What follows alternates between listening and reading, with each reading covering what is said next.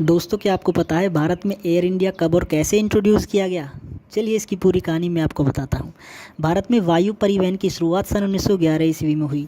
शुरुआत में इसका उपयोग डाक सेवा के लिए किया गया था और भारत की पहली फ़्लाइट में इलाहाबाद से नैनी तक डाक सेवाओं का परिवहन किया गया और यह विश्व का सर्वप्रथम विमान डाक सेवा परिवहन था।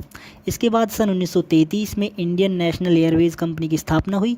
फिर सन 1953 में सभी विमान कंपनियों का राष्ट्रीयकरण कर दिया गया और उन्हें दो नई कंपनियों में बांटा गया, जिनका नाम था एयर इंडिया और दूसरी कंपनी का नाम था इंडियन एयरलाइंस।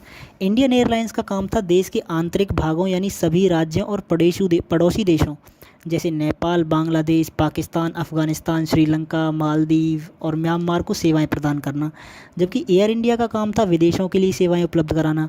फिर 1981 में घरेलू उड़ानों यानी भारत के आंतरिक भागों में विमान सेवाओं, जो कि पहले इंडियन एयरलाइंस संभालता था, उसके लिए एक नए और डेडिकेटेड कंपनी की स्थापना की गई, जिसका नाम था वायुदूत। अब भारत में 3 विमान कंपनियां बन चुकी थीं, पहली इंडियन एयरलाइंस, दूसरी एयर इंडिया, तीसरी वायुदूत। लेकिन किसी कारणवश फिर से वायुदूत यानी घरेलू उड़ानों को इंडियन एयरलाइंस को सौंप दिया गया और वायुदूत को इंडियन एयरलाइंस में ही मिला दिया गया और भारत में पहले की तरह अब 2 विमान सेवा कंपनियां ही बची थीं, इंडियन एयरलाइंस और एयर इंडिया। अब दिन आया 24 अगस्त 2007 को, जिस दिन एयर इंडिया और इंडियन एयरलाइंस को भी आपस में मिलाकर एक कंपनी बना दी गई थी, जिसका नाम था national aviation company of India limited यानी NACIL रखा गया था उसका नाम।